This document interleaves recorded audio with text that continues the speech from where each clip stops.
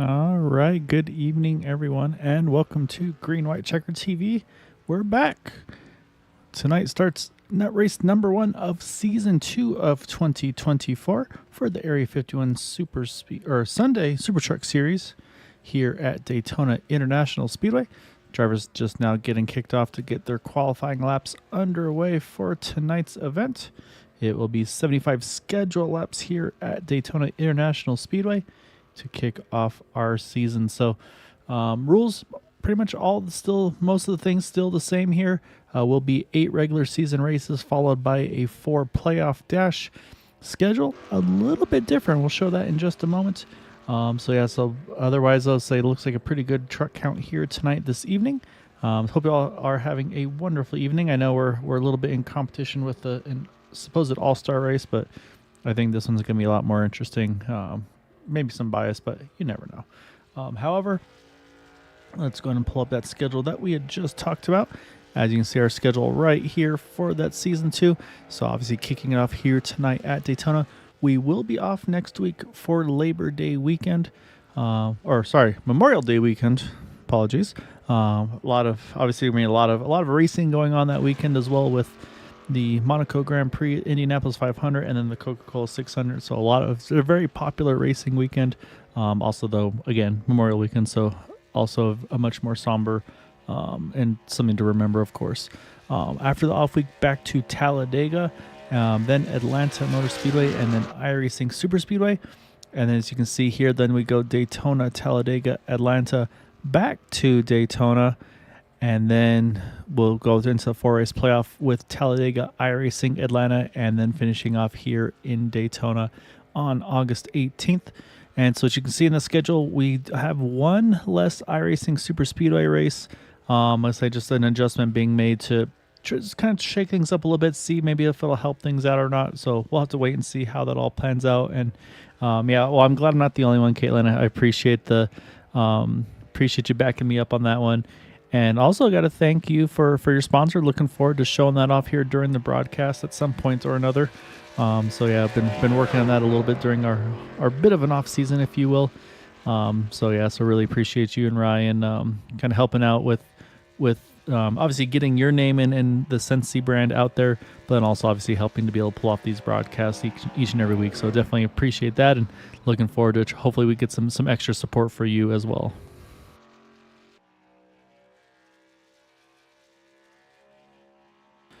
But yeah, so as always, though, there will be 75 schedule laps, 3 green-white checker attempts should we need it, and of course, as always, 1 fast repair available to the drivers. So I think one change I'm seeing right off the bat, though, is it looks like 2 qualifying laps. They had been going just with the 1, but this season opted to go ahead and do that second lap, so we'll see if that comes into play at all. It should be a lot of fun. Looking forward to seeing these trucks on track right now. It looks like 13 have taken a time, but we've got a good... looks like maybe 10 or so that have yet to put down a qualifying time. So I think some drivers may be opting to start a little further back here this evening.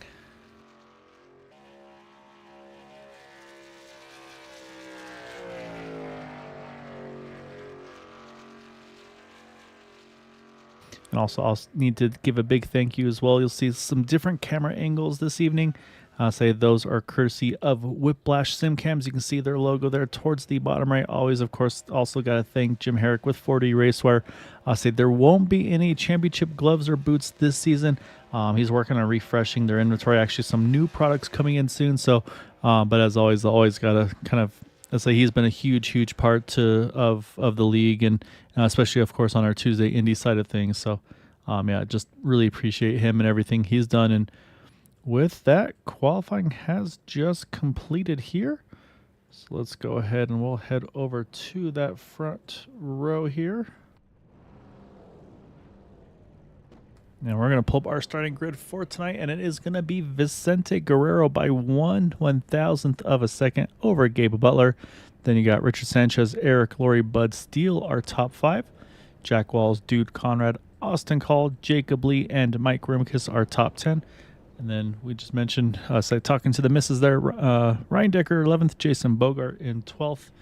Continuing down the running order, Ambrose Nabel, Corey Buskirk, Giovanni Acapinti, Jeremy Osborne, Patrick Groover, Those 17 opted to qualify, and then 18th on back opting to start towards further back, including Kevin Freeze, Nick Wing, Seth Gruber, Jim Brooks, Brandon Briggs, and Tom Dixon.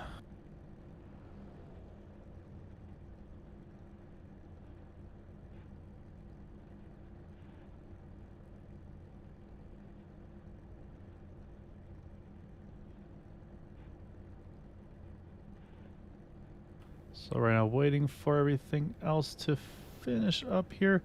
I'll say a few trucks getting ready to finish rolling. See Vicente Guerrero there. That will be our pole sitter for this evening's event. I'll say kicking off this season strong. Get that bonus point right off the bat. And actually, speaking of which, that is one of the changes also coming in this year. And as I just now getting good view of the helmet, I don't know if you guys can see it or not too. But he's rocking the Dale Senior helmet. You can see the open face and the mustache and everything. So really cool stuff that Vicente's working with on that one. But yeah, so a few changes though.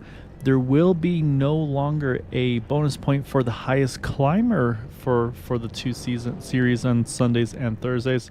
So that's one thing definitely to keep in note of.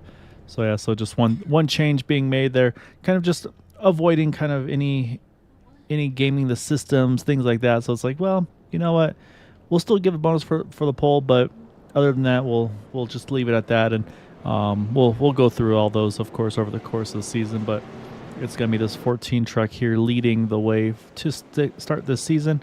And so you got 4 Chevys there in the front 2 rows. Bud Steele, the first Ford, there in 5th. Austin Call, the first Toyota, there in I believe the 8th position. As I just look at the paint scheme of that one, so I had a little play on letterings there with Mr. Colonel Sanders over there. So I can't give any input on that one because I got to make sure I don't get myself in trouble. Are a few new paint schemes around the field here. So we'll focus on one that, again, we're going to give a little bit of extra bias to. That's that 48 Sensi machine there of Ryan Decker. There's also one a little further back that I'm fond of because I may or may not have been involved in painting it. However, I do see 21 trucks have taken the grid. 2 trucks on pit, or not on pit road, but haven't gridded yet. That's going to include the 54 of Patrick Groover, the 411 Tom Dixon. I'll see new paint scheme, new number here, Brandon Briggs. Glad to see him back on board as well. And yeah, good to see you, Belva. Say we got Rich right there. He is going to be inside of row number 2 in that Chevy Land Silverado. Say Richard has been super strong this past season. Looking forward to see what he's got in store for these guys tonight. And say we'll see also maybe some new partnerships maybe have formed over the course of the off season. I see a bunch of the Blind Squirrels rolling here together there. I got the 04, the 998, and the 41 all together there. So really cool to see those guys still here as well. However, with that, this is going to hand things over to our front row. Pace car is off. I hear there's some certain person pegging the chat. That said, green flag is out. We are down and away starting season number 2 here at Daytona.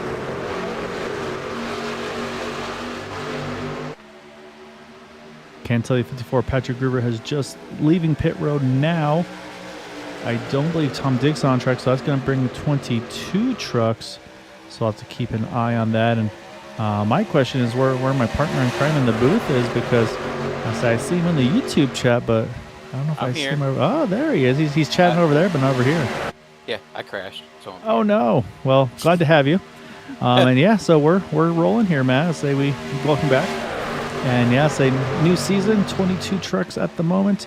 And yeah, some returning faces, some new paint schemes, but up front, though, Vicente's going to try to lead lap number 1 here to kick off the season. Oh boy, I'm just loading in here, but Vince leading up the front, it's not a surprise, dude.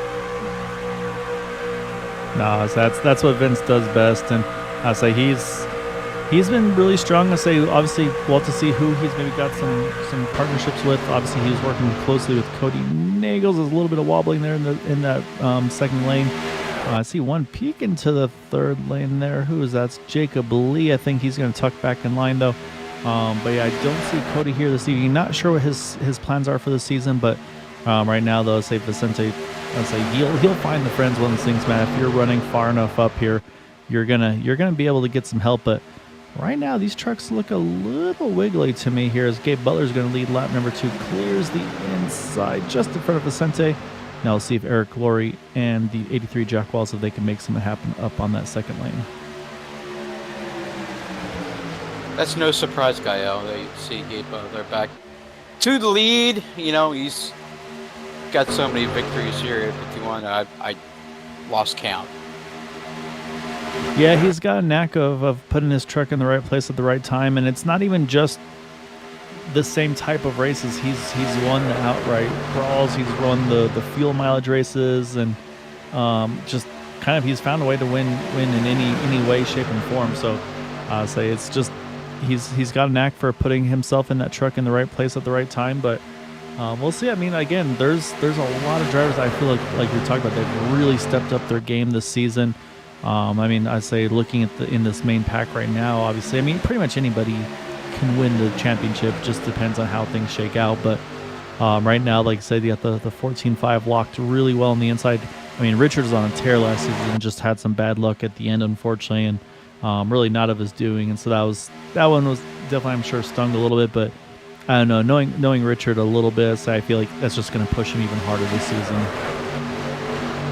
Okay, I can know I got in here late, but why is my buddy Mr. Gruber, Patrick Gruber, 25 seconds behind? He decided starting from the pit seemed like a good idea, or more likely, I'm guessing he had a little bit of an issue with maybe some technical settings or whatever. But what I do see is one truck very lonely up top there, and that is a Mr. Kevin Freeze. Now he's going to pick up a Seth Gruber there, but again, this is Daytona, a little narrower than Talladega, so it's going to be a bit of a challenge. Like, they can run 3 wide, but it's always a little bit more of a squeeze. But he's got some big pushing help from that 32 here as they head down the back. Oh, we ran 4 right here the other night on Saturday night. That was a little bit crazy. But these guys 4 wide, oh, I don't know. Last Saturday night was quite hectic, but I know these guys can do it, but too early for that. Yeah, so this is one of those ones they're going to try to build up to it. Say we'll have to keep an eye on the fuel situation. We're expecting to see once again kind of probably low 20s or so fuel numbers. You see actually Gabe's going to jump to the top here, and right now, I mean, that 5 and the 14, they've basically been lockstep with one another. You see now the 88 drops back to the 071, but that cost him a few positions here on the inside line. I'm going to watch that inside line here. Does the 6 jump up? Now I'll say they're already surging back forward. Gabe's getting a great push. Oh, look at the 5 truck there. He saw the momentum shift. He jumps to the top here. Rick's going to try to see if he can get a lap let in that Chevy land.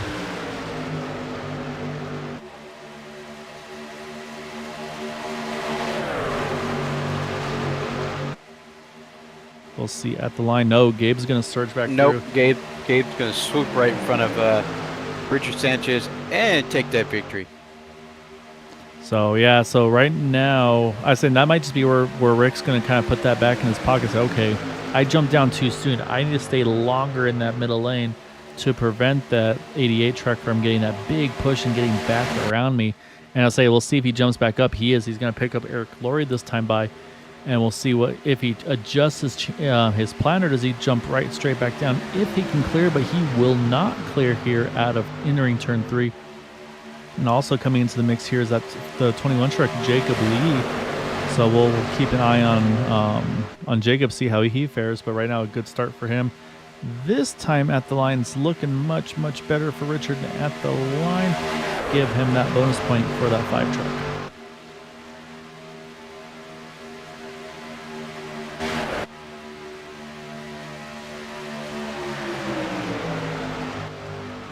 Well, it's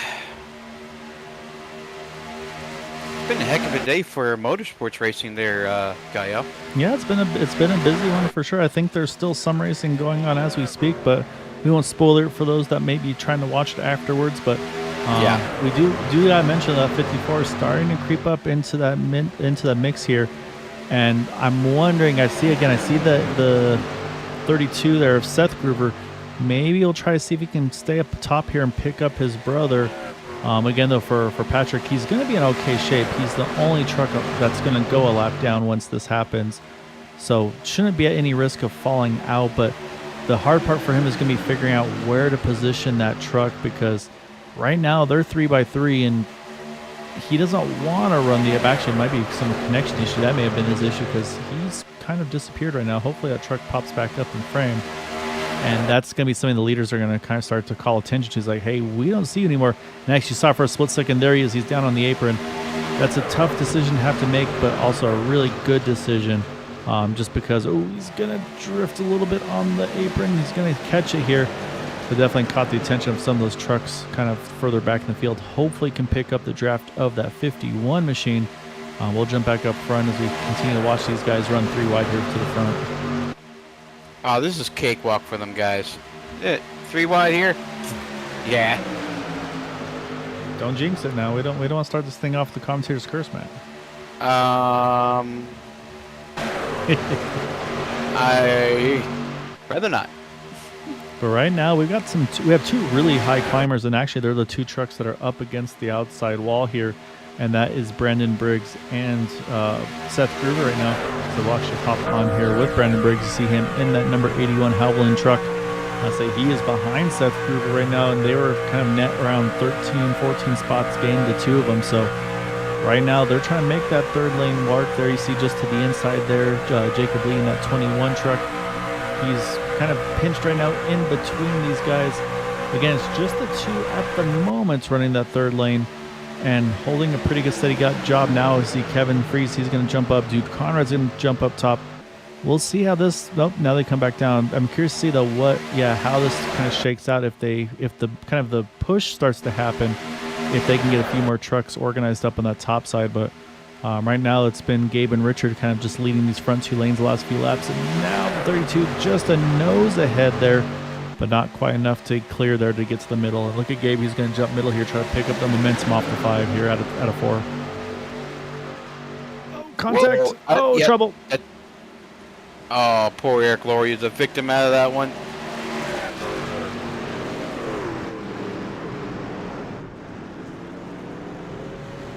That was a big one, Gael.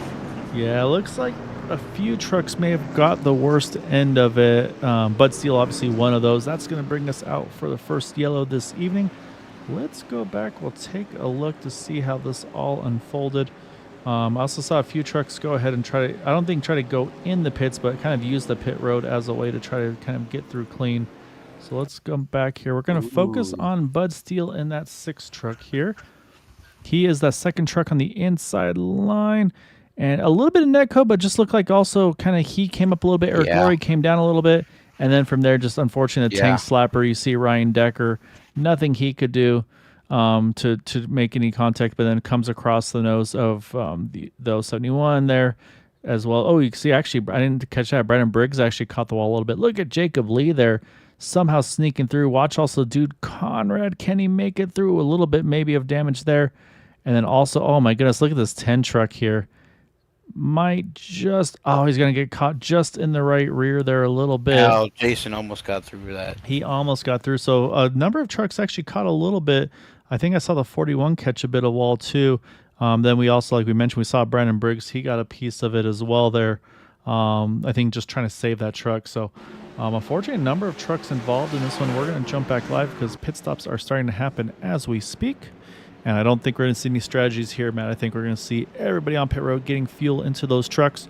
Also, huge break for Patrick Gruber, going to get himself back onto the lead lap.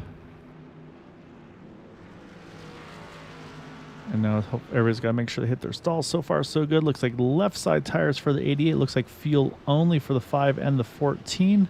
But they're going to come out lockstep with one another. So, Matt, it's our first opportunity for a break. And we've got a new sponsor on board here, so we'll step away for a little bit and say, Caitlin, you have to let us know how you approve or disapprove of the commercial. So stay tuned. We'll be right back.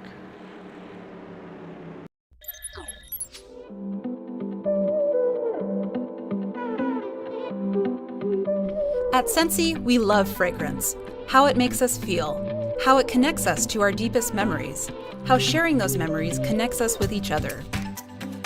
And as it turns out, there's a lot of people who feel the same way. and share Scentsi's core values of simplicity, authenticity, and generosity. Our beautiful campus in Meridian, Idaho welcomes employees, consultants, and the community year-round. That's why we've grown from selling just warmers and wax to selling a complete line of products, so you can fill your life with fragrance no matter where your day takes you. Whether it's fun partnerships with beloved brands, innovative, high-performing cleaning products, laundry care that smells as good as it works, or personal care products to create your signature scent, Scentsy products are made to share. Maybe that's why our culture has always felt like family. We call it Scentsy Spirit. It's a feeling of love, acceptance, generosity, and community that we share freely with everyone we meet. And we welcome you to experience it yourself. Like it? Buy the product. Love it? Host a get-together with your friends. Want more? Start your own Scentsy business. You can earn amazing trips around the world and rewards. You can work your business whenever and wherever you want, giving you more time for the things and people that matter most. Ask your Scentsy consultant for more info.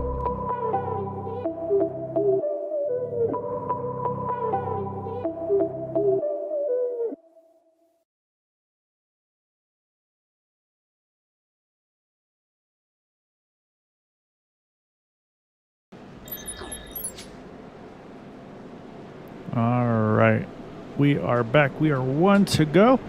One thing I already caught, Kayla, I'm going to try to make sure I have a QR code available for it to scan during that whole commercial, because I say that last part kind of sneaks through real quick, but I say again, really appreciate you guys. And so we are one to go. Pit stop wise, we had a few really long stops for damage repairs, including Jeremy Osborne in that 41 truck, Eric Laurie in the 071, Brandon Briggs, and Seth Gruber had a long stop as well. But I think Seth may have been to try to pick up his brother Patrick, so I'll have to keep an eye on those guys. But back up front, though, it's going to be our pole sitter Vicente back again up front. Cody, good to see you on here. Sorry we don't see you on track, but hope you are doing well, sir.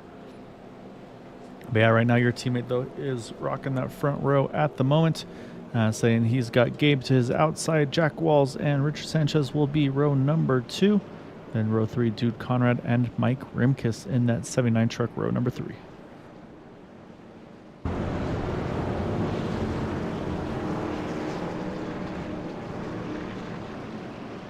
I wish I was out there, Gael. Well, that's what we should talk about as well, Matt, because Thursday nights on the Xfinity side, we're gonna have a house car. We're gonna have a green white checker TV car. It's gonna be a rotating talent of drivers here. Oh boy! And let's say between you, myself, and Boomer, two of us will be in the booth. One of us will be driving, pending availability, and should be a lot of fun. Don't tell me you're gonna throw me to the wolves first, are you? We'll work that out. Maybe I'll suffer first. We'll see. However, we are back to green as the 14 grabs the gear and gets back going, starting lap number 15. Let's go ahead and listen to these trucks here as they head off into turn number 1.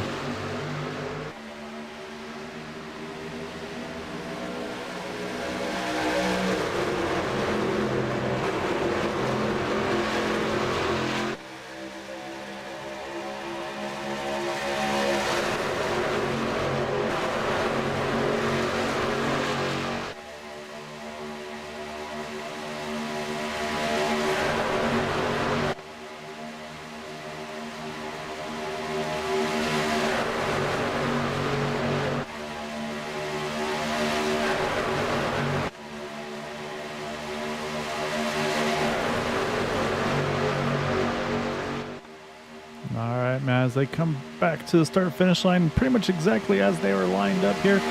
Although Rich was able to get to the outside line in front of Gabe Butler as they continue to head back there. Look at Seth already peeking to that third lane here. Yep. Squeezed into the wall a little bit potentially there. Looked like close. He's fine. Oh, no, they'll be all right, yeah.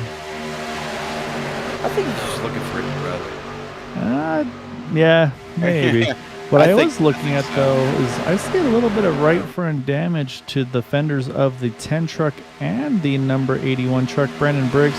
You can see both of them there, and to me, from where I'm sitting, that both right fronts looked a little pushed in from that incident that we saw earlier. So, unfortunately, those guys might be limping a little bit of damage there. But again, as long as they have the draft, they're gonna be okay. As soon as I say that, though, man, Brandon Briggs, That truck was all sorts of wobbles there, but somehow hung on to it. It looks like Brandon does have, maybe it's the paint scheme I'm looking at, the Nah, 81 truck?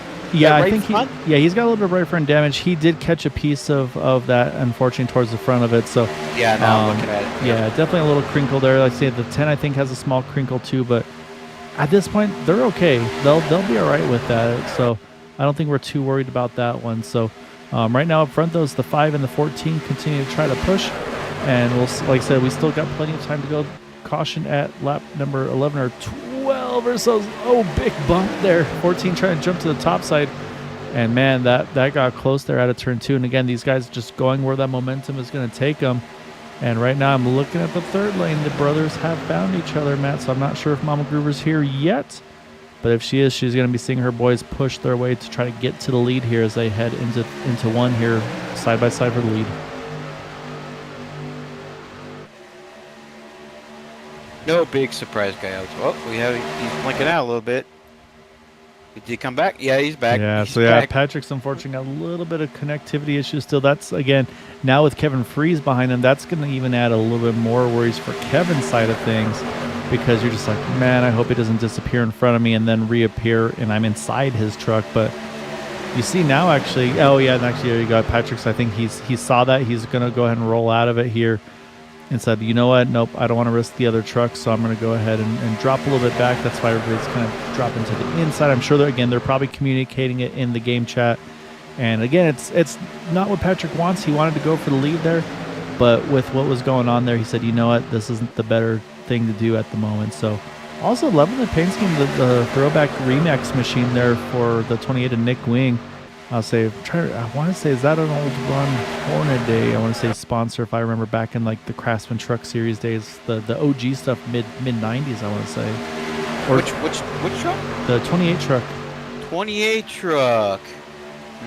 The Remax machine. Let's see if we can focus on that vehicle. I'm trying to remember if was it? Oh man, I have to go back and I can't remember if it was. It may have been Jack Sprague actually, possibly in the Remax truck. I'm about to do some. Yeah, you know, ARCA did sponsor Remax, by the way. Yeah, I'm gonna since Cody missed the race due to being busy, I'm gonna make Cody do some work here. And who was the Remax Truck Series driver there, Cody, back in the original founding days of the SuperTruck Series? We'll see if he gets back to us. TK. Travis Quaffle. No, was it Travis? I think there's someone before him even, I think. However, Rick Corelli. Yep. Oh, Rick Corelli. There you go. Yep. Okay, so I had the wrong drivers, but he actually drove the 6 truck. Oh, big move there on the inside there. That was Mike Rimka's jump to the bottom in that CLC Hawks truck. Up front at the line there, 32 Seth Gruber. He will lead that lap. But I'll say he's been a bit of a part-timer the last couple seasons. Those guys are 3x3. Oh, they're pushing so hard, but the 8 truck though, dude, Conrad, I said he's usually a part-time driver, but he is always one to watch in that number 8 machine. He's always really, really quick at these races, and just unfortunately doesn't always have a chance to make the full seasons. And so, but when he's there, he's always one to keep an eye on. But you saw right there, Vince is able to clear. He gets back to the inside, and we stay 3x3, just changing the running order a little bit here. Oh my God, what a push by it's not Vince. That is Rick Sanchez there. Pushes the 14 right to the lead. Yep, 14 back to the front here. And right now, there's no lack of aggression right now. These guys are going after it again. Haven't quite got a full fuel run so far in this one. They have already pitted around lap number 12, went back to green on lap 15. So we're on lap 22 now. So only about 7 or so laps since we went back green. Right now we have the 22 trucks that started the race in the back on the lead lap with Patrick Gruber getting back in there. You see him. He's, I think, trying to help Brandon Briggs get back up to Giovanni Acapinti to then get him back up to Bud Steele. But they're starting to straggle just a little further off than they'd want to be, I think. And then also a few trucks kind of just cruising right now. Like we just talked about, Nick Wing, Jim Brooks, Bud Steele. But of course, unfortunately, had a bit of caught up in that first incident. So that truck probably, I'm not sure he took a fast repair or not, but either way, I think he's going to say, you know what, I'm going to play it safe for right now in that 10 machine.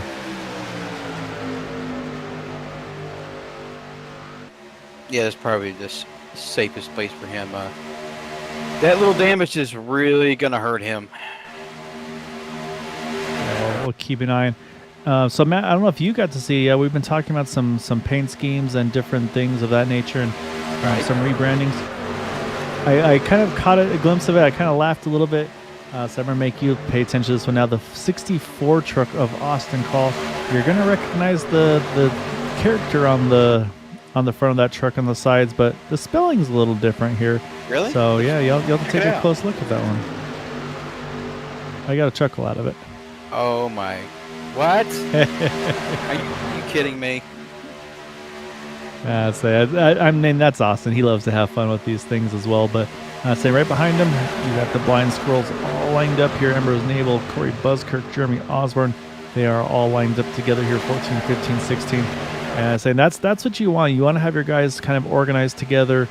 Again, it's still way early to make the big charge to the front, so I kind of like what they're doing right now, just kind of keeping it in a nice little spot here. Single file, don't have to worry about the 3-wide racing that we were having. Now we're kind of back to double file. But yeah, so right now these guys, I think I like where they are. They're just sitting in a nice little safe pocket, in my opinion. Saving probably some fuel, and then maybe, again, try to pull some strategy here at some point in this race. But here comes Kevin, here comes Eric Lauria. They said, you know what, let's go for it again. They're jumping to that third lane. Man, oh man. One of the things I've learned when I'm driving that Highline is you have to have that third truck. That's pretty much all the most important truck. And a lot of times that truck, the second truck, will push the daylights out of that first truck. And usually he'll get hot like so quick. And if, say, if Kevin gets clear, he's going to have to take that, or else Eric Lauria is probably going to blow up. Yeah, so everything right now, Eric's giving him a little bit of breathing. As soon as I said that big bump there to back to 25, and that's so you can watch right here from the onboard of Eric Lauria. His hands are, it's not an easy thing to do that. There's a lot of little adjustments being made every moment if you can. Make sure you don't get into the outside wall there, making sure you don't hit the 25 off center. I mean, you're very busy, especially when you're the pushing car. But at the same time, though, if you're the leading car, you've got to be holding a very smooth wheel to allow that truck behind you to be able to push you. And that's where some of these guys are so good, where it almost seems like they're just on the same pages because they just can hold such a clean wheel. And that's why there's drivers like those guys that just make it really easy to do. But even these guys, you can see we're still having some pretty close calls. But right now, like I said, got two lanes here, 3 wide with the 88 and 32 and the 14, the 5, the 21, and the 25. So Ryan Decker running the very bottom, Eric Ward running the very top. So there's room in the middle if Jack Walls wants to go there. But Jack, he's usually pretty wily about that old fuel mileage in that 83 Pennzoil truck. I think he's just trying to sip all the little fuel he can to either shorten his pit stop or maybe try to go a little off strategy here tonight.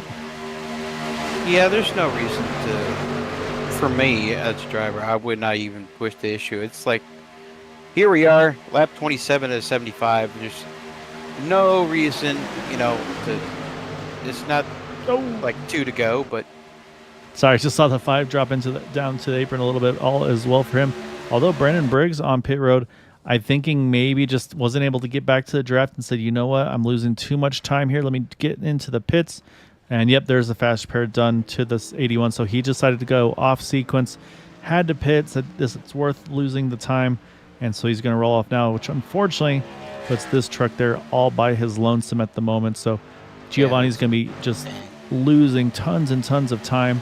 But right now, like I said, otherwise we still got the 19 trucks all locked on together here. And man, like I said, they're still going after here pretty much tooth and nail.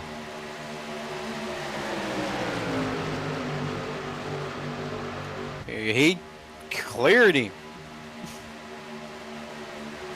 Yeah, so that's going to bring Seth now to the middle lane, and I was saying again, is where he gets right back. He gets some nice pushers here, so he's going to go ahead and get a big push from the 88 truck. And I'll say, so again, we're not quite there yet, Matt. Again, everybody pitting around lap 12 or so.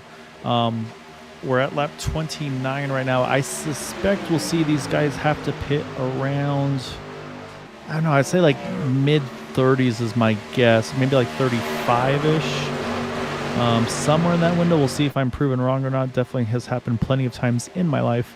But I think it's like I said, I think it's like low 20s is usually the fuel window for these things.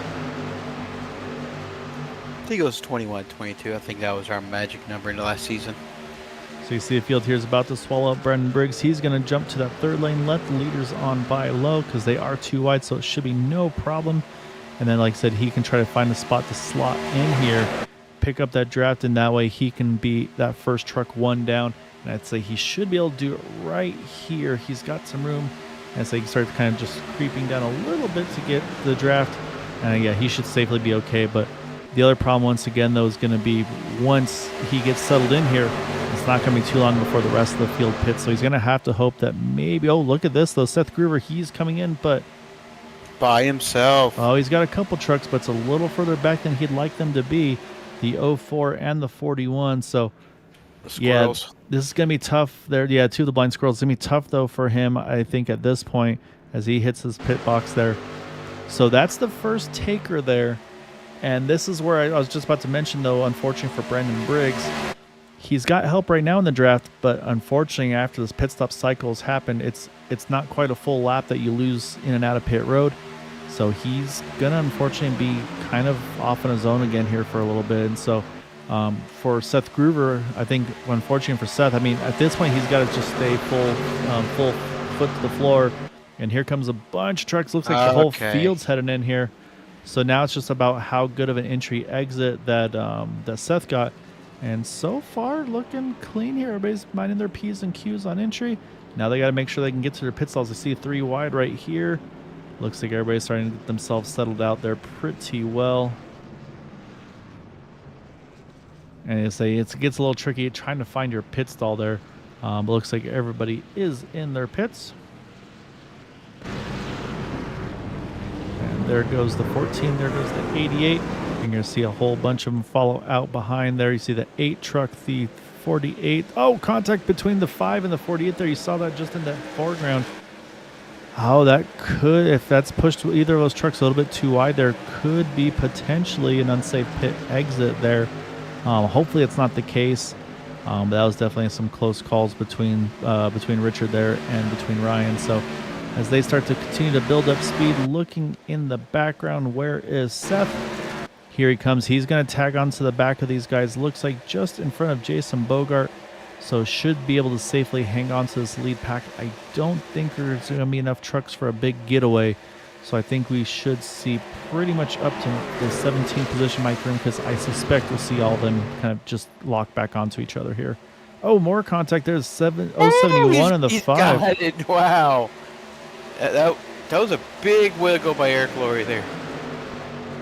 Yeah, it looked like it's kind of going for the same real estate for 2 of those drivers, and that was very, very close call there. Again, everybody's still okay here on the draft side of things, but yeah, it's two close calls for the 5 truck. First with the 48, now with the 071. I haven't seen the 48. I mean, he didn't duck on the pit road that time, so I'm thinking that's probably a good sign. What isn't a good sign right now is I'm watching this group right here. You've got Seth Groover there. He's about a second behind Bud Steele. Jim Brooks and Jason Bogart, they're trying to get back up to Seth to then be able to get themselves up to Bud. But this actually might not be 17 trucks. It could drop all the way down to 13 trucks, which I was a little surprised about. But I'm going to jump back up front because here comes Austin Call. Big surge here down the front. He's going to take the lead entering turn 1. Does he clear him? No, not quite. They had to check up not to wreck each other there. You saw the accordion effect there between the 64, the 5, then the 21. Very, very close call there. Kevin Freeze, that last time by, was the fastest lap of the race there, Matt, a 46.60. So, yeah, these guys running very, very quick laps right now. So everybody's kind of trying to catch that draft and get chased back up into these guys. So, but right now, top 13 are definitely safe. They're in the main pack here. Unfortunately, these 3 right now, they've got work to do. Yeah. And I don't think they have the numbers, though. I'm like I said, Guy, what we talked about earlier, that right front damage of the 10 truck, it's still there. And he's really going to have a hard time trying to push the 32 truck. So we do have now up front, though, we got teammates locking out the front 3 spots at the moment with the 88, the 8, and the 25. I'll say Eric Laurie is not too far back. They're only 1 truck behind in that 071. I'll say those are usually the kind of the official teammates, but there are times where they work with some other drivers over the course of the seasons as well. So right now, those 3 will be working very well together here. And then you start to look around, try to find some of the other organizations. But again, we're still early on. I think right now everybody's just going to, I think it's going to be kind of, again, mixed strategies here. All the guys that are in this pack here, everybody pitted the exact same lap. So not a lot of strategy to worry about at this point. These guys just, I think right now, kind of just log some laps. Up front there, you see, or the second group, I should say, I'm sorry, you see about 5 seconds back. And yeah, like you said, Matt, now the 10's leading that group. Seth's going to try to be the big pusher. But I don't know. They may not be aware that there's a little bit of right front damage to that 10 truck. So he's not going to be kind of pushing through the air as well as one of the other 2 trucks as long as they're damage-free. Then you got to go about 9 seconds back to another 3-truck pack involving these 3 right here. Jeremy Osborne, Ambrose Nabel, and Mike Rimkiss. And then we talked about Brandon Briggs, unfortunately, with him having a short pit for the damage. He is kind of off on his own in 20th. And then same for Giovanni Accapinti there, a couple seconds behind him as well in 21st, but still on the lead lap for the moment. But leaders are running about 4 or 4.5 seconds quicker than as they go here. Yeah, it's going to be pretty much a long night for them guys, unless they catch a caution. Knock on wood, and I really don't want to be the spoiler. I'll say wink, wink, nudge, nudge there, Matt. Yeah, I've already had my caution, and I had already had to abandon a race. I don't want to go bad even further. So right now, though, you see Dude Conrad, he's gotten to the point now in that Yorkville Silverado here. He's got Kevin Fries as his pusher. Right now, Chevy's kind of taking over the front of this pack here. The first non-Chevy is actually Austin Call in that number 64 Toyota. And then you got to wait all the way back here. Actually, he and Corey Buskirk are the 2. And then Bud Steele, there's the only Ford here in this main pack at the moment. And it's not, there's no actual manufacturer advantages or anything like that. Just pointing out some stuff that we're noticing as it's happening here tonight, though, Matt. And, yeah, no alliance. Yeah, there's no technical alliances. You won't see drivers pit or not pit with somebody because of a manufacturer like we now do see in actual super speedway racing. Yeah.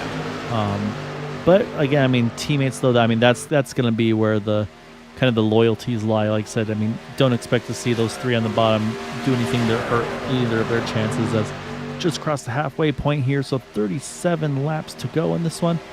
We saw the 000 that did get put a lap down. Brandon Briggs next in line right there. You see him to the top. Again, his job now is to try to get sucked in right behind these guys and then hold onto that draft. And if I'm Brandon here, Matt, I go ahead, next pit stop, I pit with the leaders. Oh, no, he can't. Yeah, that's exactly what I would have said. As soon as that time he caught the draft with the leaders, I would have pitted right with them. And best case scenario, you just take fuel only, and you would be like the lead car. Yeah, I think I have my math wrong, unfortunately. First, yeah, it looks like he should hold the draft, so that's job 1.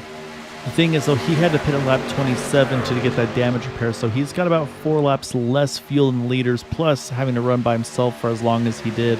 So I'll have to keep an eye on that. But unfortunately, he will likely have to pit sooner, but yeah, so we'll just have to see how it shakes out. But yeah, right now his job is just to hold on this draft, stay clean, and just save as much fuel as he can. But up front, though, we've got a little shakeup once more here. We got the 5 truck back to the lead. And then look at on the outside there, Jacob Lee. He's trying to see if he can get to the point there with help from Vicente. But unfortunately, that group's going to fizzle up. Vicente saw the momentum shift. He drops down to the bottom. Look up top there, Jacob Lee. He's going to get put 3 wide there. Eric Laurie's going to get help from Ryan Decker. We'll see if they can clear him through the tri-oval or not. But I'll say right now, looks like it's going to kind of stall out here.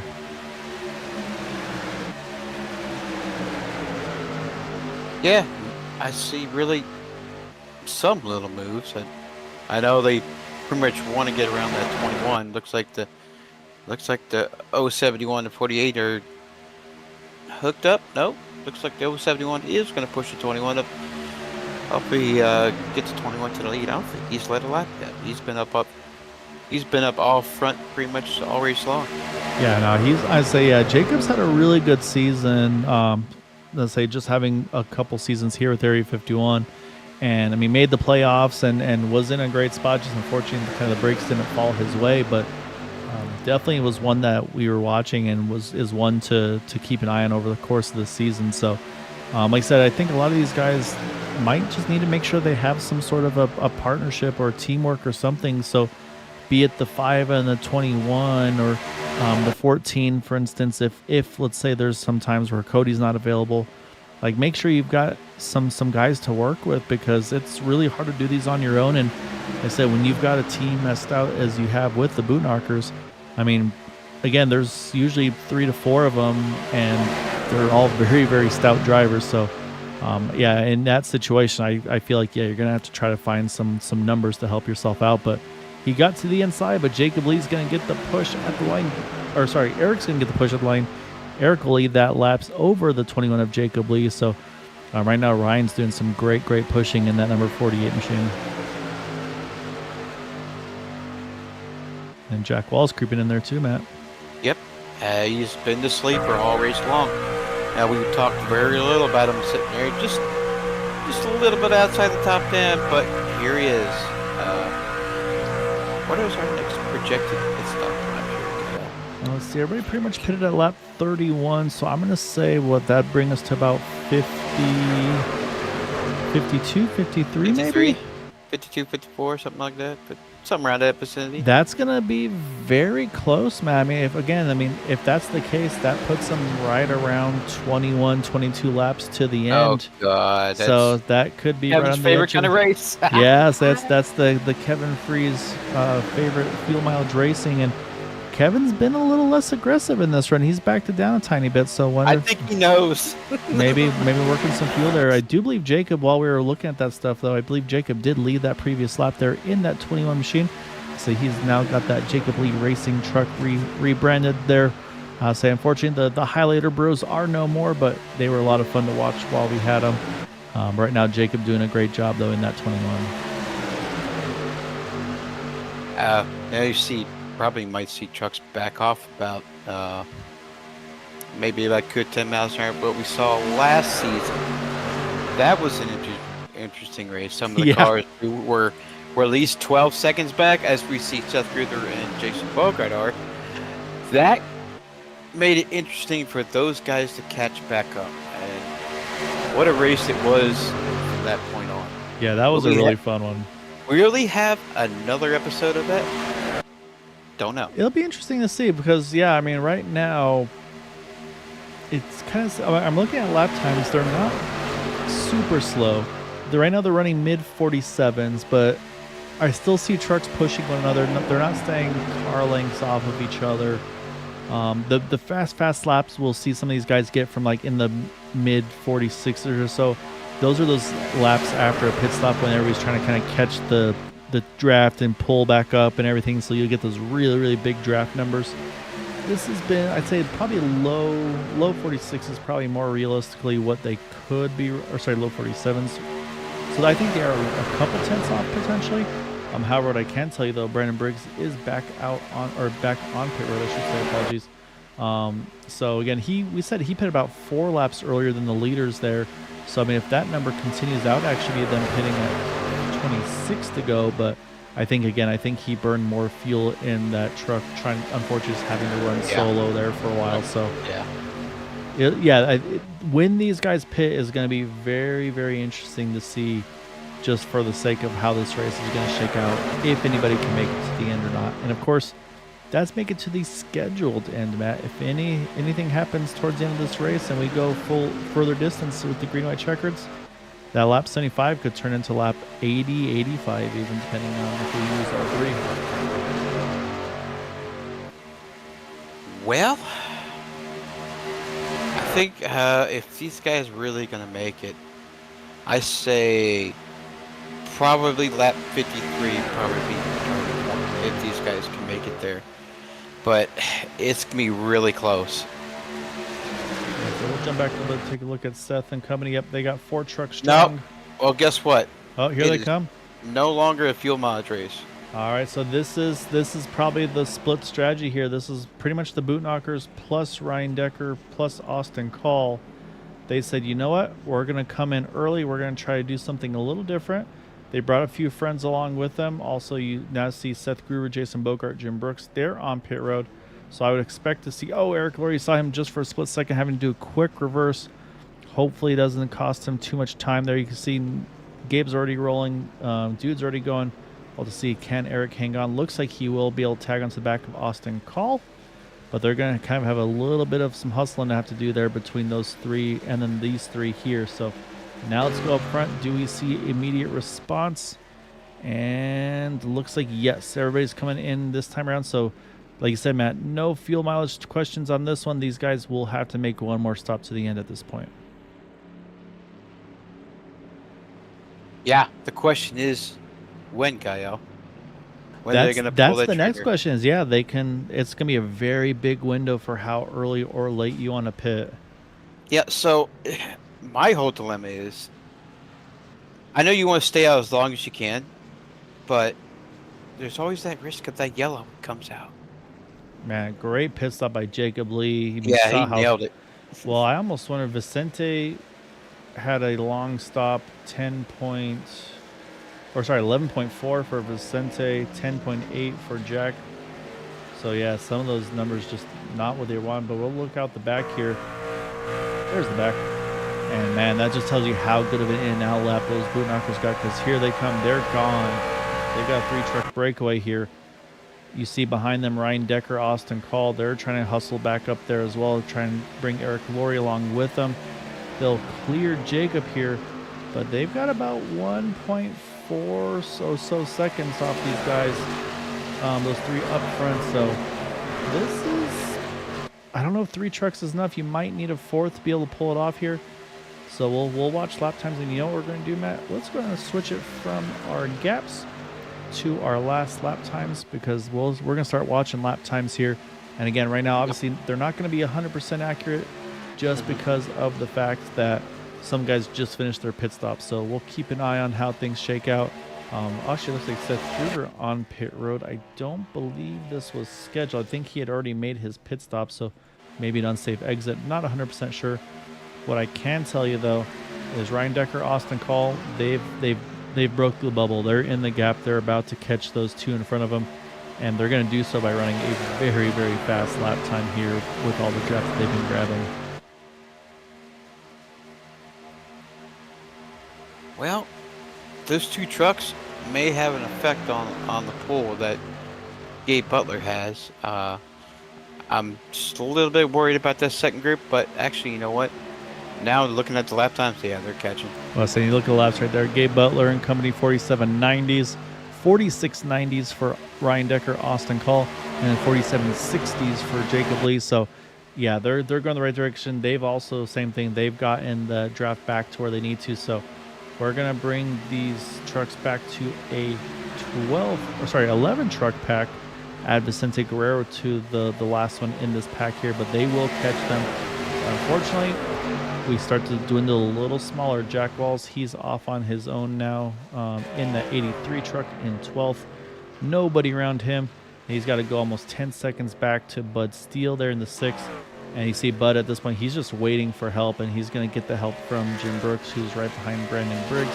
He's got Jason Bogart along with him, so they'll be able to get a slightly bigger pack. But it's also like you said, Matt, at what point now do you pit? If you're the leaders, you can short pit, you can go long. Yeah. However, if you're anybody 12th on back, I think you got to take this thing as far as you can and not pit, because there's just, if you pit at this point, you will get trapped a lap down. I don't know if it's worth that gamble or not.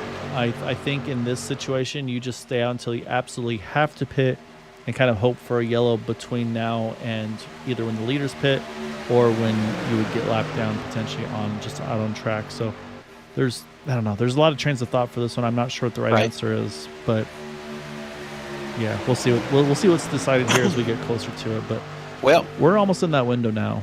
yeah, I say about another lap or two. I think the pit window will be open, but there's always that ever-ending question, Gael. Is there going to be a caution? Yeah, no, and that's People gonna- exactly if it. people are going to be short on fuel, or people are just going to fill up to what they need to get to the end? How much fuel do you want to put in that vehicle? That's will make or break you to win this race.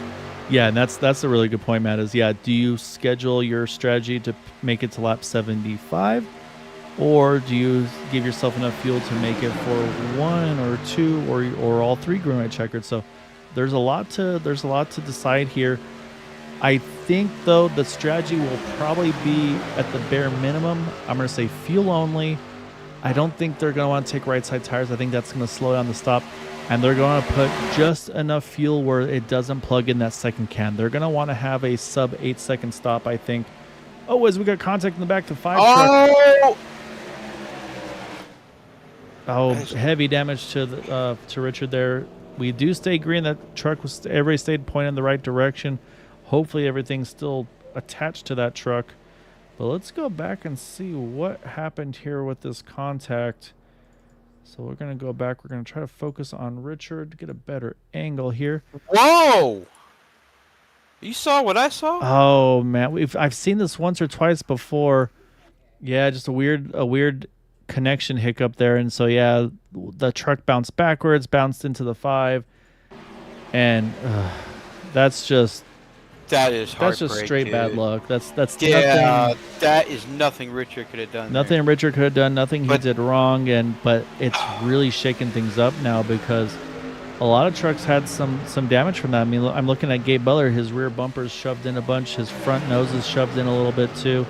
Yeah. These guys might have to look at doing an audible here and jump in sooner than they wanted to, because right now they're gonna stay out. I don't think Gabe's the truck you want to be pushing right now. Yeah, exactly. If I was Gabe Butler, I would be pitting next time by, fix the damage. Well, here comes Richard Sanchez out of the pits right now.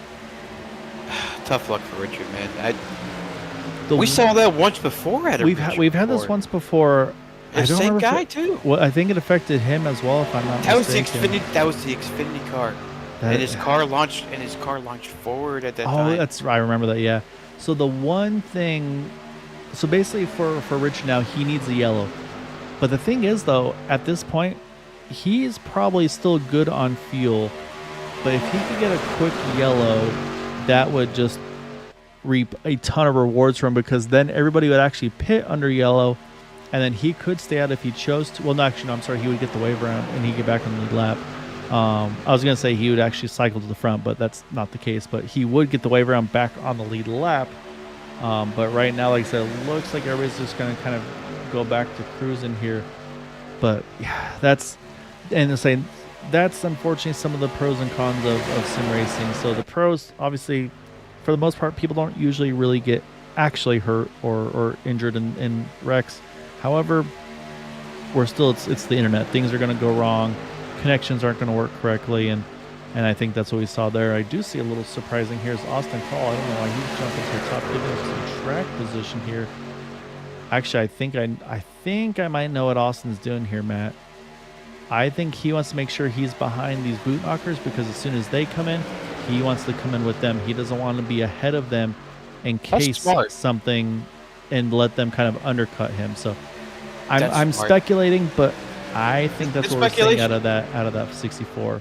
Yeah, that's good speculation. Right now, these guys, they're not moving they are kind of moving at a rapid pace, but pace is drops. I'd say they're running upper 47s right now. So yeah, pace is definitely slow, and also look at the gaps between the trucks right now. You can see there's a half a truck, a full truck length or more. Yeah. These guys are not going full send right now. So I think these guys are just kind of calm before the storm. Just ride a couple more laps and see when they're going to try to make something happen here. But yeah, right now, this actually does also help this pack here. I mean, right now, these guys are, again, they've got a ton of ground to make up. However, last time by they actually wound up being a little slower. But the time before that, they were quicker than the leaders. But now you can see they've kind of shuffled up a little bit here, unfortunately. So But these guys are about 24 seconds off the lead. So right now, the top 10, that is the battle for the win at the moment. Again, that's a big at the moment because a lot can change here in these final 17 laps here. 16 at the line. And then Matt pitted at lap 48. We got 17 to go. That window's going to be pretty soon. Yep, pretty soon is now. It's now. And just like we called it, there's Ryan Decker. There's Austin calling it Ryan Decker. Oh, my goodness. His hands were full. He was swatting bees in there. But, yeah, Austin calls in there as well. Well, I'm going to watch this truck right here, Matt. I want to watch Gabe Butler.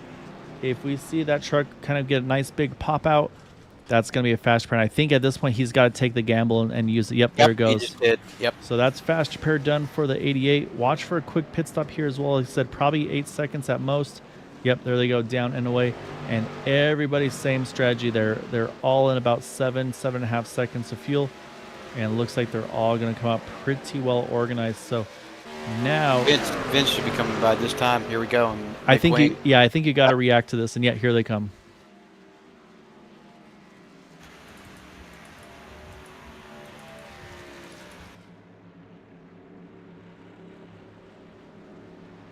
By the way, that was Jeremy Osborne that stood out there. Yeah, Jeremy was a lap down, so he's trying to go a little further, maybe get a wave around. So Corey Buskirk on pit road, Vicente Guerrero, Jacob Lee, Nick Wing.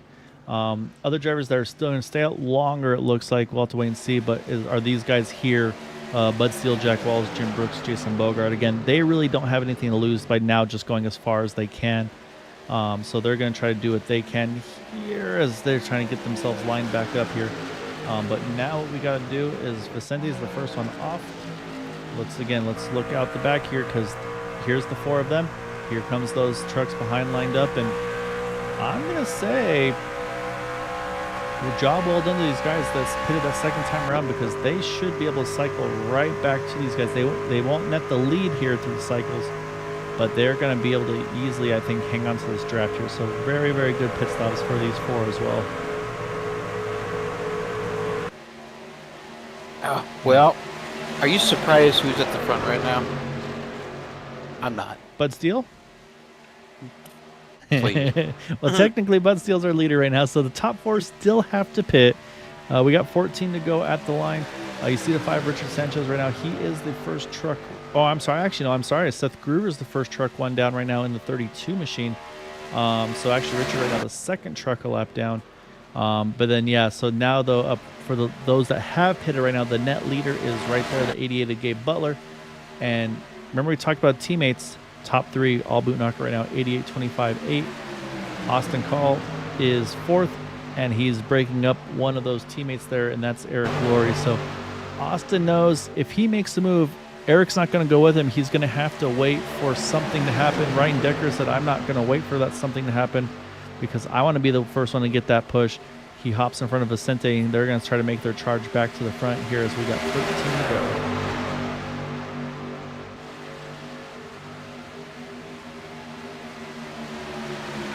I would love to give you an all-star update, but Gaio told me to hush. Yep, no all-star updates. Oh, look at Gabe. He's going to jump to the top. Saw the momentum. That was really close with Ryan Decker up top. And the drivers that haven't pitted yet is like, yes, do that more, make mistakes. We need a caution. But yeah, and that's the thing is this is now, again, these guys are going to have to try to go where the momentum is because they know at this point, Matt, this is potentially for the win. So you see Ryan right now, he's right on the back of the 88.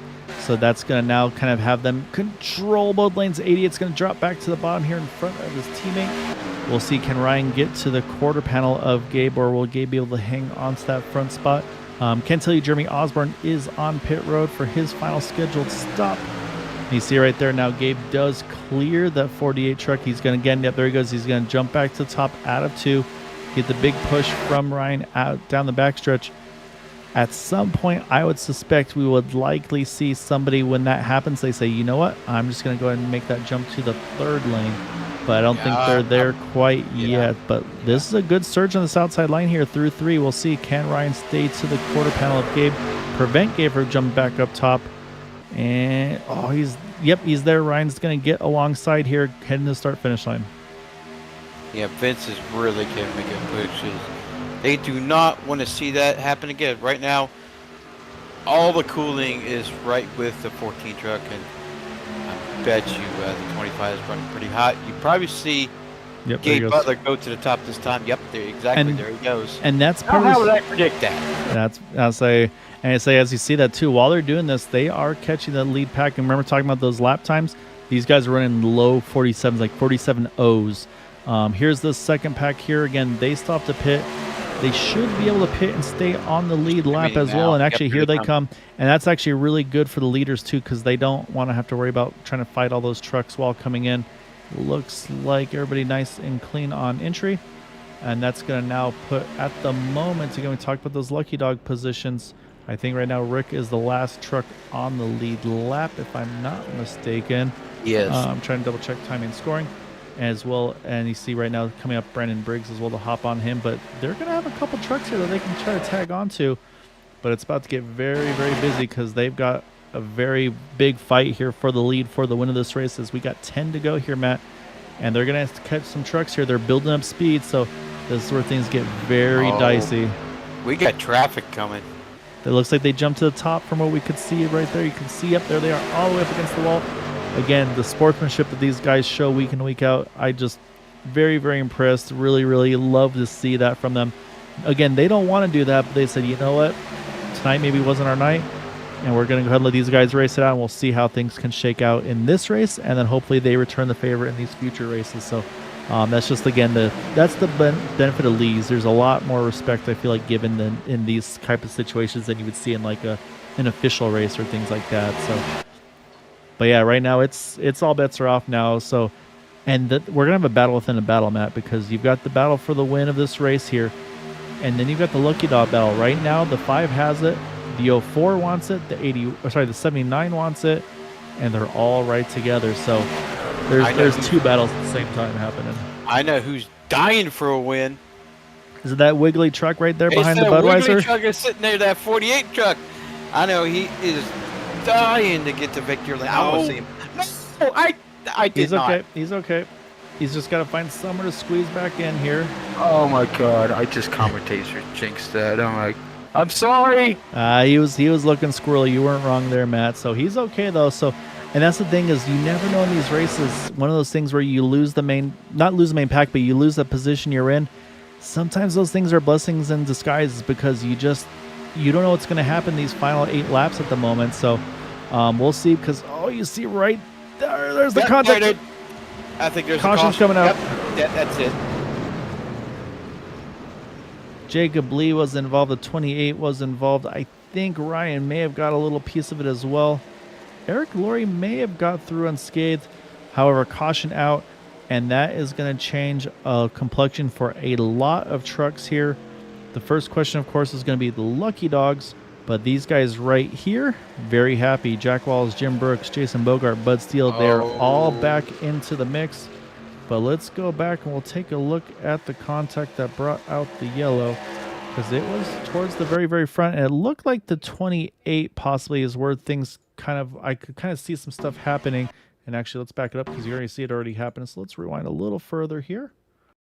So we're watching the 28 here. Nick Wing tries to get lined up behind the 14, and just kind of gets a little wiggly there, and tries to catch it. And then at that point, he's just kind of one of those things where you start chasing the wheel and just get a little bit behind on the steering. And then at this point, these guys have just really nowhere to go. Jacob Lee gets into his door. You see the 64 just sneaks on by there. Corey Buzzkirk maybe gets a little piece. You see actually the 5 and the 71. They also get some contact there. There's Jacob Lee. Oh, yeah, some nose damage for sure for Ryan Decker on that one as well. So really the question now could potentially be the lucky dogs. We saw the 5 involved, so unfortunately he will not be eligible. If Mike Rimkus got through clean, he should be the one that's eligible for it. So I'll have to wait and see on that. We'll jump back live on that because we got to see strategy calls, as it looks like the top 4 will stay out. It's like 5th on back on Perrotto. I think a lot of these guys involved in that incident. But again, a lot of these trucks, they have a fast pair still in store. I think you'll see probably Dude Conrad use his here. We'll see if that truck gets nice and shiny. No, he's going to save the fast repair. Jacob Lee, we just saw he used his. Ryan Decker, that truck looks pretty clean once more. Thinking maybe he went ahead and used his as well. And then also looks like 4 tires and fuel going onto that 48 truck. So, although actually, you know what? This is a longer stop. So I'm going to say saving fast repair here for the 48. So looking for Mike Rimkus. Yep, there he goes. So free pass goes to that 79 truck. And that is going to put this truck right here at the point.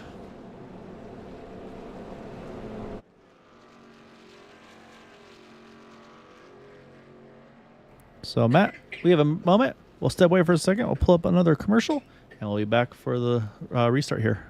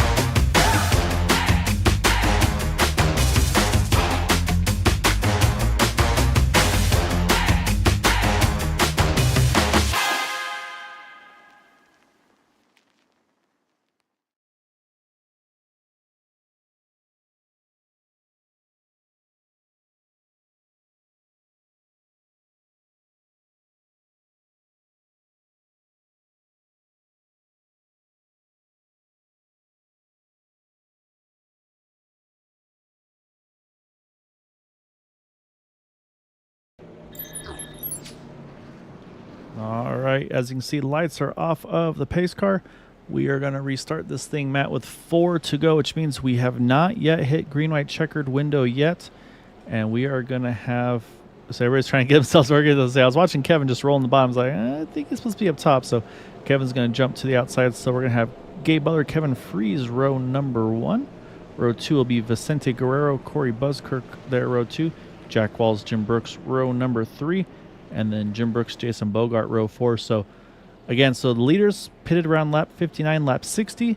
Jack Walls, Jim Brooks and company, they went ahead and pitted lap 65. And then Eric Laurie on back. All of these drivers went ahead and pitted on that yellow. So, fuel-wise, we know everybody can make it to the scheduled distance. The question is going to be who can make it to the potential extended finish of this race. So, some trucks also, Matt, they've burned fast repairs, unfortunately. They had to due to the contact. Other drivers still have it in their pocket and hope not to need it.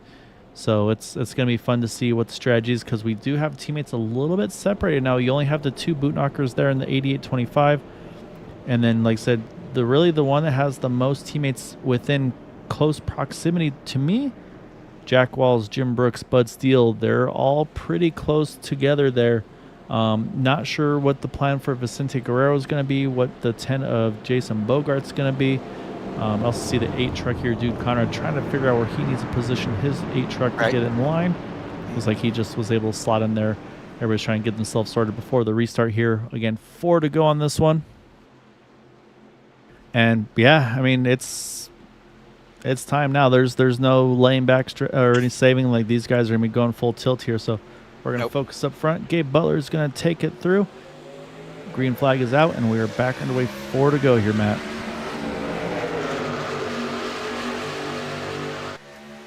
Hey, you remember that quiet Jack Walls?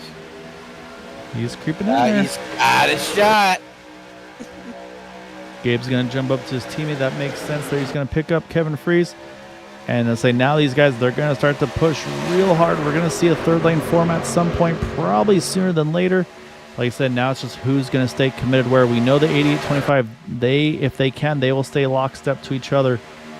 Where does the 14 go? Where's 83 go? Where does Corey Buskirk in the 998 go? Gabe's going to try to work both lanes here again, try to help himself out, keep his teammate cool, keep that track position with the 2 of them. But again, all the aggression is going to start to ramp up in these closing few laps. Cross line here, 3 to go.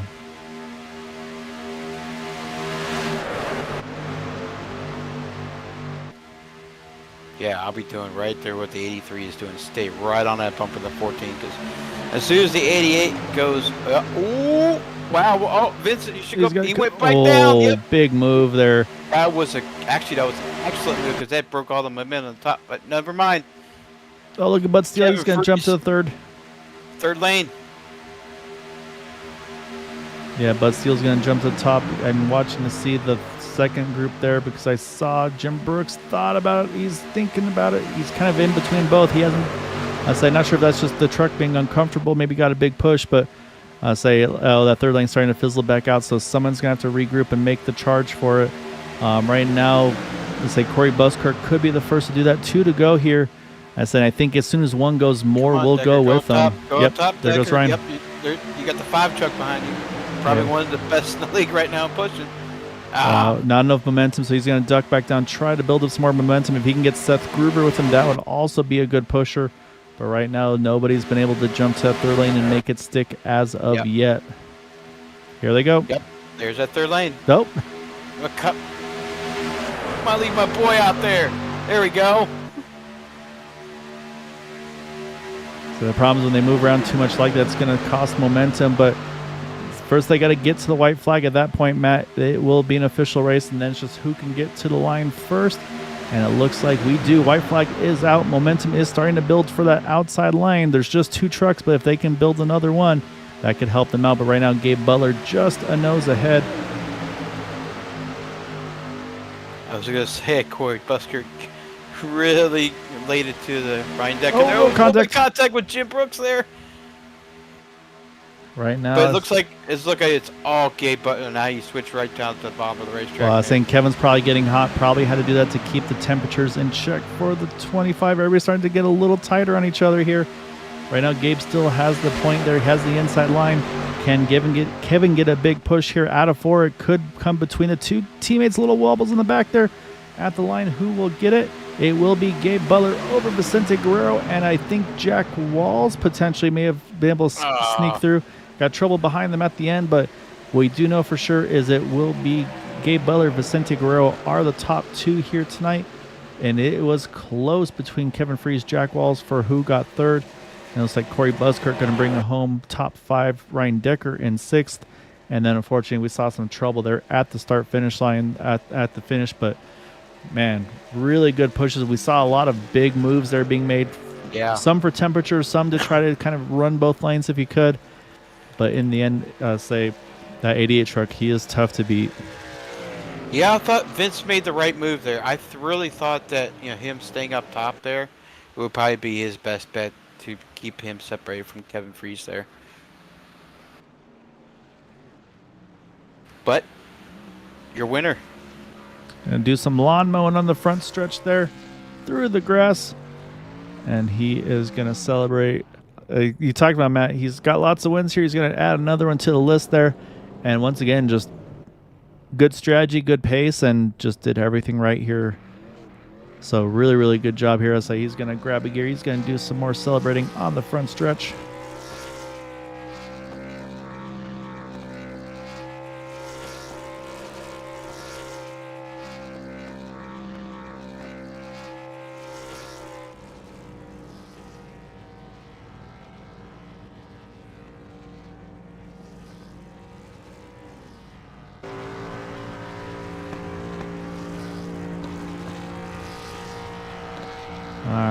Watch Gabe celebrate.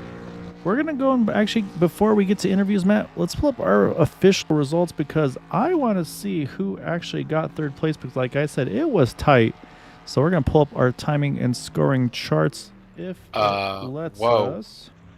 It's like down to the thousandths of a second. Oh, yeah, look at that. Yeah, Kevin Freeze, Jack Walls, 0.120. It's showing Kevin as the 3rd place finisher, so it looks like Kevin will be officially our 3rd place finisher. But we do know, again, top 2, Gabe Butler, Vicente Guerrero, Kevin Freeze, Jack Walls, Corey Buskirk, our top 5. And then you got Ryan Decker, Jason Bogart, Jim Brooks, Austin Call, Jacob Lee, top 10s. And then Eric Laurie, Dude Conrad, Bud Steele, Mike Rimkus, and Nick Wing are lead lap finishers. Unfortunately, we saw the really bad luck towards the end there. Seth Gruber, Richard Sanchez, especially with that really bizarre netcode situation. Jeremy Osborne as well trapped one down. And then the final finishers there of Ambrose Nabel, Giovanni Acapinti, Brandon Briggs, and looks like Patrick Groover. Early retirement there, I think, with those connectivity issues. And then Tom Dixon, unfortunately, did not grid here tonight, but scored in the 23rd position. All right, let's go find some drivers. We're going to kick it off with, look like almost a net tie, if you will, there, Matt, for that third spot. So I'll have to bring that one up as well. I'm actually looking at it in slow motion. It's, oh my God, it looks dead even. I gotta say, it's one of those too close to call ones. And, well, there's only one way to find out, and that's going to be to chat with that driver, and that is going to be Mr. Kevin Fries. It looks like he's graduated from the Hairless Cat Evil, was it? I'm blanking on the names now, but say now he's got a brother and a best friend over there, and say hopefully you're ready for the Catalina wine mixer. But Kevin, man, you guys were going after it tonight, and there was a lot happening. Unfortunately, we saw one really evil netcode situation that caught the 5 truck, and that kind of shook things up for a lot of you guys with Gabe kind of having that accordion effect. He got some damage out of it. I mean, just take us through. We saw the strategy. You guys came in together. We saw a few guys said, yeah, we're going to join that party with you all. But, I mean, overall, though, a really, really good race there and just a mad dash to the finish there at the end. Yeah, it was unfortunate to see what happened to Richard there. I'm actually trying to find the lap now where that happened. But it was I think a really good first race of the season. Nice to see everybody come back out. Everybody got a nice little break, so they're all recharged, ready to go. We had some clean racing, and to me, that's obviously the most important thing I like to see. Great win by Gabe. Everybody did a great job tonight. Yeah, I'm trying to see it. I was trying to find out if it was like that shotgun netcode that you see with the next gens, where basically the whole entire front bumper of the car falls off, and it's very unpredictable when it happens.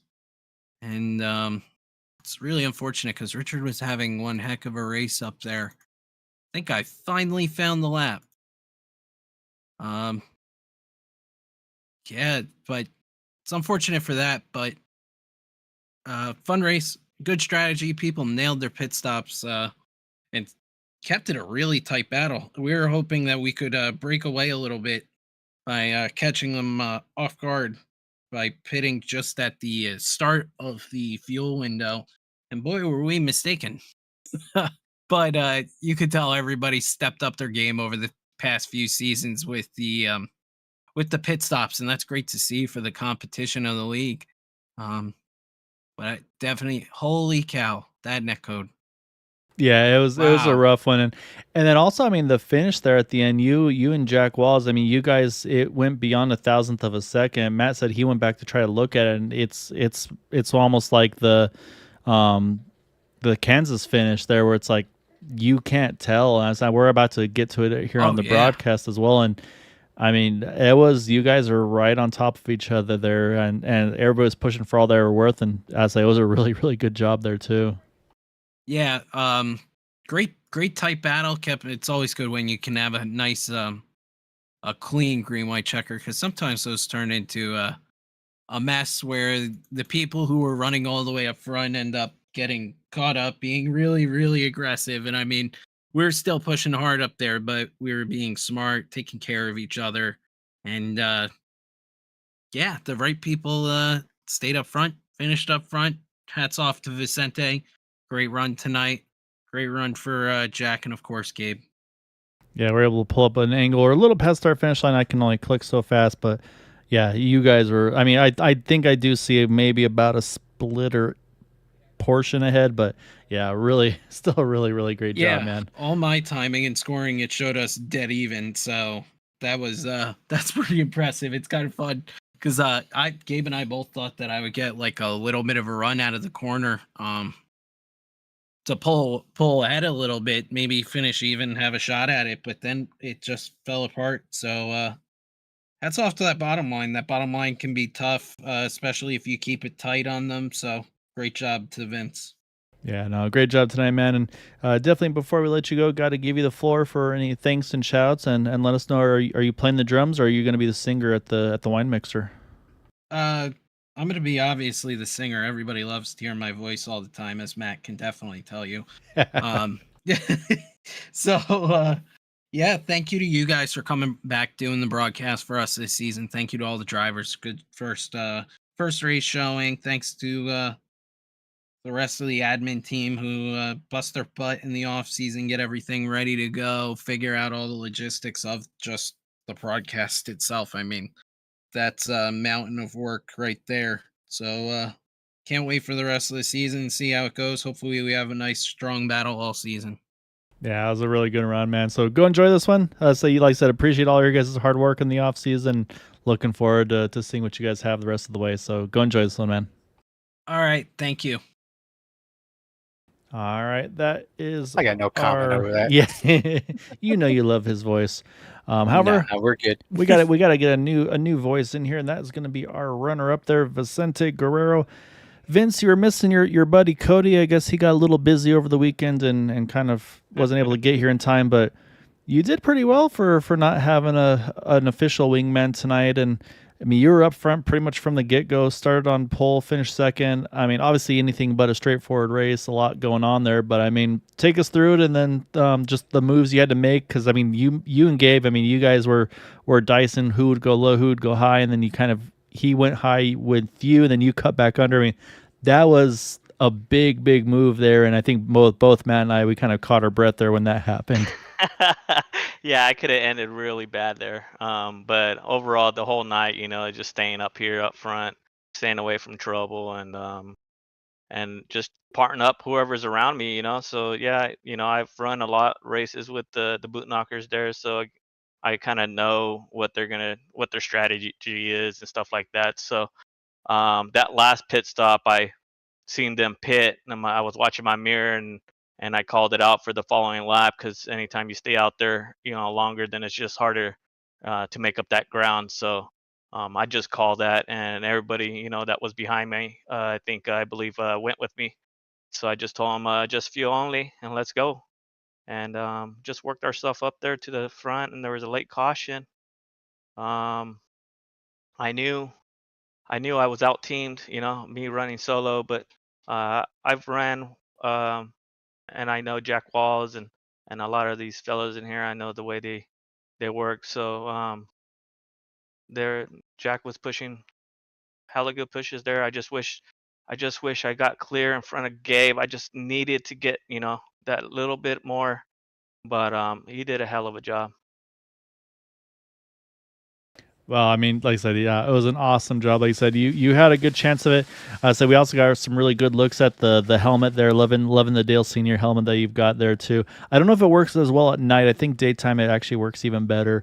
But just love. I'd say it's just so cool. I'd say, I mean, obviously I do see a bit of a theme there with the Budweiser, GM Goodrich, and Wheaties on the truck. So yeah, just really cool, man. An awesome job tonight. And before we let you go, though, definitely want to give you the floor for any thanks and shouts for that runner-up tonight.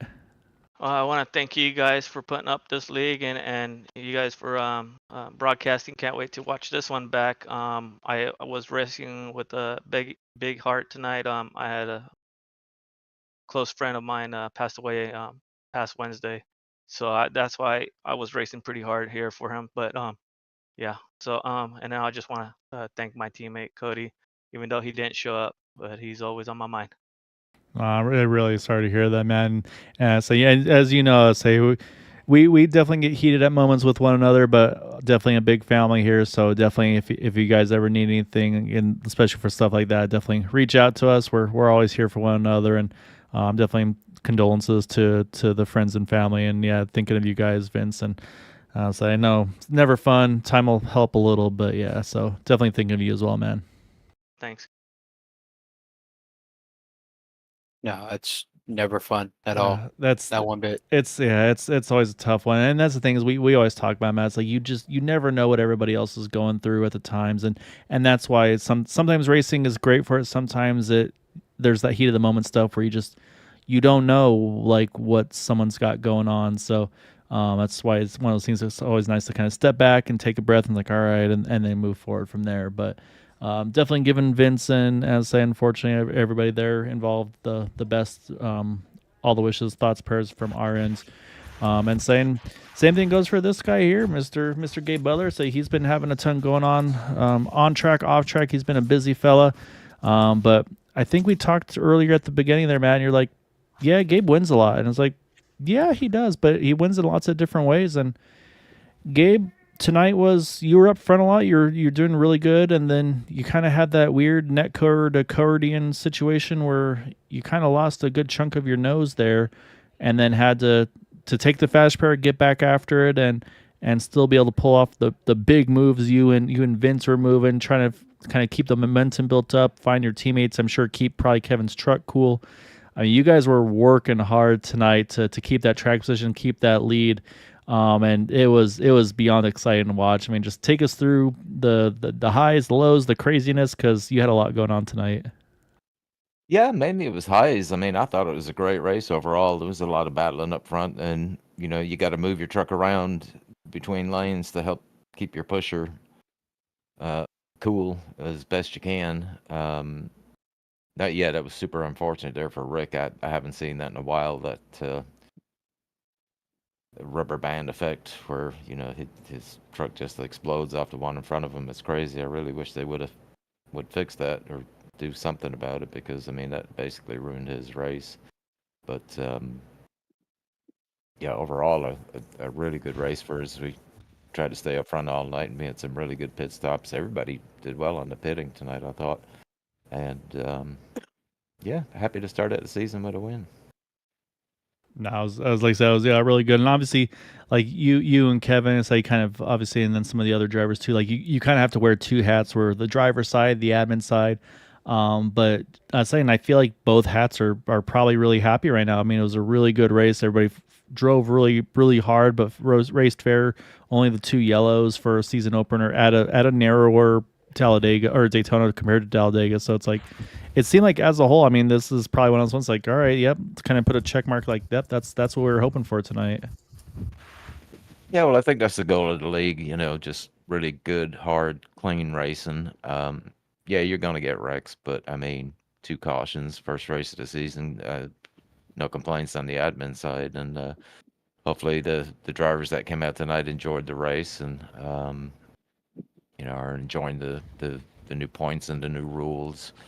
We're a little bit more flexible, obviously, this year. So hopefully that'll keep guys on track, and we'll go from there. Nah, it was a great job. But before, actually, no, yeah, we'll let you do your things and shouts, and then I'm going to give you a hard time. So before we give you some trouble, though, definitely want to give you the floor for any things, shouts for that win here tonight, sir.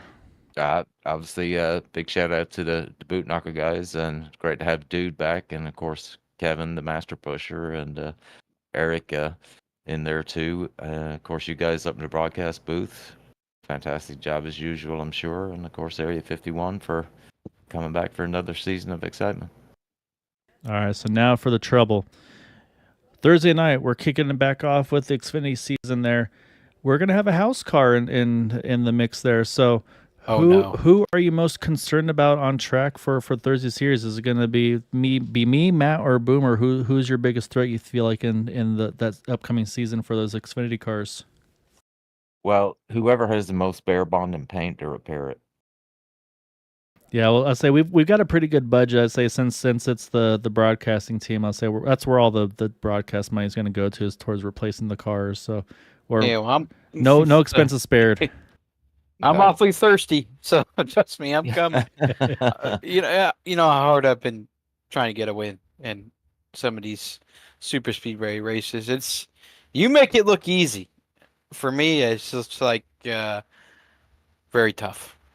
Well, I mean, it's not me really. It's the teammates, because I mean, I say it all the time. I mean, if you try to race by yourself out here, it's tough. And I'm not sure Vince had somebody racing with him tonight, but he's a great example of really a good driver there. If he was running by himself and keeping himself up front all night and finishing P2, so again, to me, you're exceptional if you do something like that. But when you have teammates, you have no excuse. So, I've always had really good teammates, and they get me up there, and whoever's out front with Bootnock will be trying to push them to the win. So, hopefully I get to return the favor here over the next few races.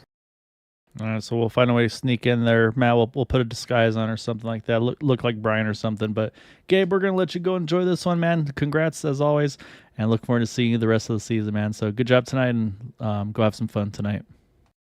All right, gentlemen, I appreciate it. Have a good evening. All right, Matt. That is our race winner, Gabe Butler. That is race number 1 in the books. And yeah, so say now we've got the whole full schedule back again. We'll be back again in 2 nights' time for Las Vegas in the Area 51 Dark Horse Series. That is going to be a very fun one. I don't know if we've run that track before or not with that combo. A very abrasive 1.5 mile. I think that's going to be very interesting to see how these cars can handle that. And then, of course, in 2 nights, and then in a couple nights' time after that, Thursday night. Oh yeah, it is 2 nights' time after Tuesday. My brain's tired. We will be back to Daytona with the Xfinity cars, and I'll say I don't know if we're going to do paper, rock, scissors, or what the plan's going to be between you, Boomer, and myself. We're going to get a green, white checkered TV car behind the wheel, mix it up with these guys, and see if we can actually be good drivers too. So it's going to be a lot of fun. And then, of course, Memorial Weekend, we will be off on Sunday night. We'll be off on Tuesday night because we're going to have some Indy 500 hangovers, I'm sure, for some of the fans attending there.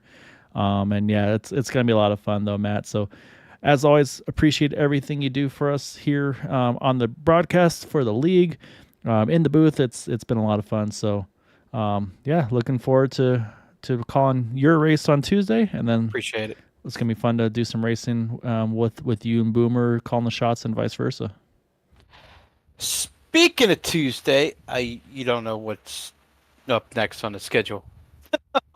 Oh, is it no longer Vegas or Atlanta? I mean, I'm sorry. It is Atlanta. Trust me. Oh, It's is it the new Atlanta? New Atlanta. Yes, it is. Oh no, I thought it was old Atlanta. No. Oh, I'm terrified already. I am terrified. I'm sure the drivers are terrified. That race is going to be a mystery. Well, only one way to find out, and that's going to be to watch it. So thank you all so much for watching, for supporting us here at Green White Checker TV. So if you want to see what IR18 cars look like at the new Atlanta Motor Speedway, come check us out on Tuesday night. It'll be the same time as always. Go green at 8:30 Eastern, or qualify, I should say 8:30 Eastern. We'll go live on the broadcast then as well. So until then, as always, take care, stay safe, have a wonderful evening, and we'll see you all once again on Tuesday. Have a good night.